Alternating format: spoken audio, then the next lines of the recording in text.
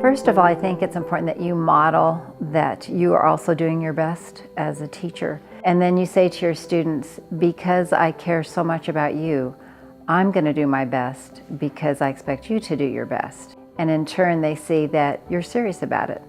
And Dr. Colby's motto was always, your best is good enough. Only your best is good enough. My favorite part about the Meadows is going to the library and getting Harry Potter. I think the most important thing about teaching technology to younger students is teaching them how to think independently and not want that instant gratification, to keep trying. That problem solving is the hardest part for them. We use a game called Codable, so you move your fuzz from one end to the other, and so you have to figure out if he goes over and up and over and down or backwards in whatever direction he might be going. Especially with these coding apps or anything they're doing, their initial reaction when they don't know the answer or what to do is to raise their hand and say, how do I do this? And it's, well, what have you tried? And have you tried this? Did you try that? No. How many times did you try? Just once. Well, keep trying. We don't always get it right the first time. The first time you got on a bike, did you just go and you were fine? And they were like, no. And I said, okay, so it's the same with this. Just because you don't get it right the first time doesn't mean you stop. My favorite part about the Meadows School is that you can be yourself. No one's gonna judge you about anything, and it's just gonna be, you can be weird if you wanna be weird, and you can be anything. You can be anything you want here. It's pretty fun. Languages, they love it. The kids love it. And with all the different cultural background we have here, it's very well embraced, actually, languages. So that's a good thing. Having languages here in the lower school, starting like kindergarten 3 times a week, having Spanish, for example, I mean, it's amazing for them to develop this right part of the brain. I can see the difference of a kid coming with a background like that and a different background. In college, for example, they can get another language, a second or third language just like that, and it's not a problem for them. It's just like, it comes natural. That's a good thing.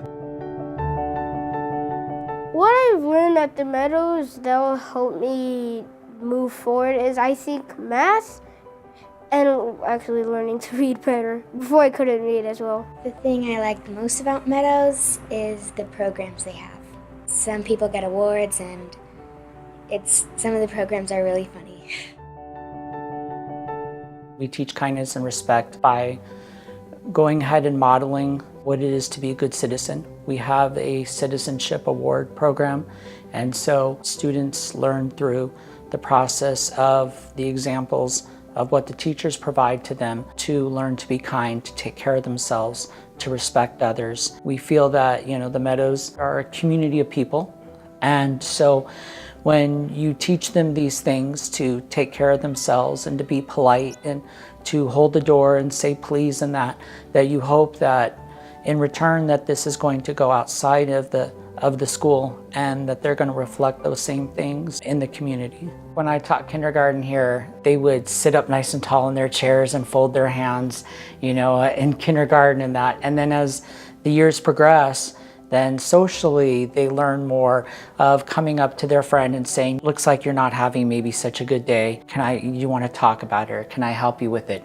Or if somebody falls, you always have 2 or 3 people who come up and they'll ask them, you need some help and that. So I think it develops as the child develops, throughout the years.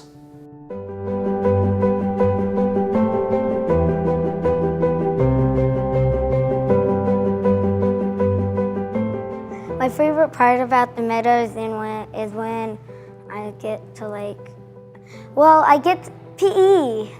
It's so fun. You get to run, throw footballs, play kickball, lots more. My favorite thing about the Meadows is the teachers encourage you so much here, and it's just when you come here, you get to see all your friends, and no one puts you down, and it teaches you a lot.